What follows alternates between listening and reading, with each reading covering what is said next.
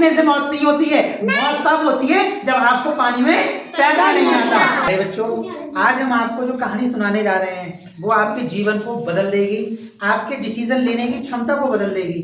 तो बहुत ध्यान से सुनेंगे ना कहानी। एक बार एक राज्य का एक नियम हुआ करता था कि उस राज्य में हर 5 साल बाद एक नए राजा का चुनाव किया जाता था। हर 5 साल बाद बदला जाता था। वहां पर ऐसा नहीं होता था कि राजा का लड़का ही राजा बनेगा, और बड़ी विचित्र प्रक्रिया होती थी। एक हाथी को पूरे राज्य में घुमाया जाता था, उसकी सूंड में माला डाल दी जाती थी, और वो जो माला जिसके गले में डाल देता था वही राजा बन जाता था, है ना? वही बन जाता था, राजा बन जाता था। ठीक है।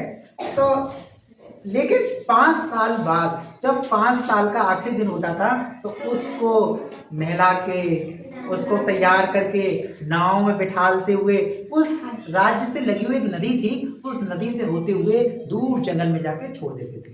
ये बहुत पुराना दस्तूर था, पता नहीं किसने बनाया, क्यों बनाया, कैसे बनाया।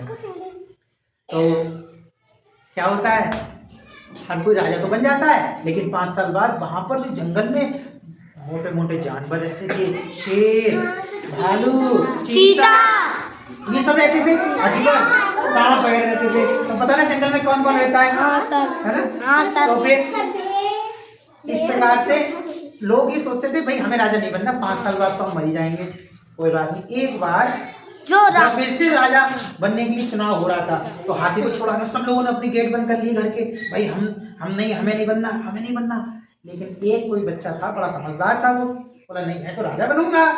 ठीक है, आप लोगों जैसा कोई बच्चा रहा होगा, होशियार, तेज तर्रार, है ना? तो वो राजा बनने के लिए तैयार था। अब वो हाथी के सामने आ गया, हाथी ने उसके गले में माला डाल दी, अब वो राजा बन गया। अब भाई उसका बड़ा स्वागत होगा, हमारे राजा जी जिंदाबाद, हमारे राजा जी जिंदाबाद। अब वो राजा बन गया। लेकिन इस 5 साल के दौरान उसने कुछ अलग किया, पता नहीं, कुछ मजदूर रखे, वो कहीं भेज देता था उन्हें, और उनसे कुछ काम कराता था, और पता नहीं कहाँ महल बनवा रहा था, लोगों को पता नहीं था। 5 साल जब पूरे हुए, अंतिम दिन आया तो बहुत कुछ था, लोग तो बहुत डरे रहते थे, पता नहीं क्या होने वाला है, क्योंकि वो मौत से तो हर कोई डरेगा, लेकिन वो नहीं डर रहा था मौत से। वो जब उसको नाव में बैठा के दूसरी जगह ले जाया गया और जंगल देखा, तो जंगल तो था ही नहीं, वहां तो बहुत फर्स्ट क्लास पार्क बना हुआ था, बड़े बड़े महल बने हुए थे, जीव जंतुओं के लिए बढ़िया बढ़िया प्रबंध कर रखा था। वहां सांप के लिए अलग प्रबंध था, घोड़े के लिए अलग प्रबंध था, चीते के लिए अलग था, भालू के लिए अलग था, और शेर के लिए अलग था। वो जंगल जैसा नहीं दिख रहा था, जंगल तो थोड़ा आगे था, लेकिन उससे पहले उसने अपने लिए बहुत बड़ा महल, सैनिक, सुरक्षा कर्मी ऐसे लगा लिए कि वो जंगल रहा ही नहीं। उसने पूरी परिस्थितियां चेंज कर दी, पूरी परिस्थितियां, और ऐसी परिस्थितियां चेंज हुई, सब लोग राजा की जय जयकार करने लगे। अब प्यारे बच्चों, इस समय क्या सीखने को मिलता है? इस समय ये सीखने को मिलता है कि मन हमारा क्या है, मन है, मन से हम अपने जैसे कि क्या, ये भी तो हमारे नौकर है, ये हाथ पैर हमारे नौकर है, आंख है, कान नौकर है, हाँ, तो ये नौकर, इनको जो आदेश देंगे हम अपने जीवन की परिस्थितियां बदल लेंगे। श्रीमद् भगवद गीता में क्या लिखा हुआ है?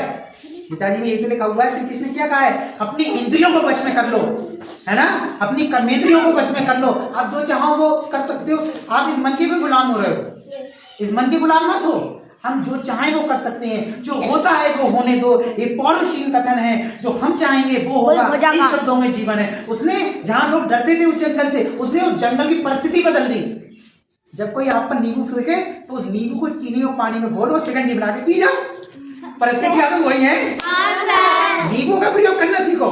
परिस्थितियां सबके समान एक सी होती हैं। अच्छा, पानी में डूबने से मौत होती है क्या? नहीं सर।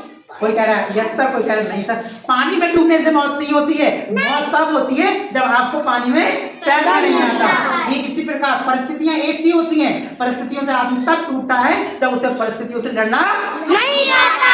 तो हमेशा अपने आप को उस ईश्वर का अंश समझो, और परिस्थितियों को बदलने के लिए अपने ऊपर नियंत्रण रखो, अपनी इंद्रियों के ऊपर नियंत्रण रखो। हमारी आंखें क्या देखेंगे हम बताएंगे, हमारा मुंह क्या बोलेगा हम बताएंगे, हमारे हाथ पैर क्या करेंगे हम बताएंगे, और अपने परिस्थितियों का हम खुद निर्माण करेंगे, और हम जो चाहें वो बदल देंगे, और अपने देश का नाम रोशन करेंगे। कैसी लगी कहानी?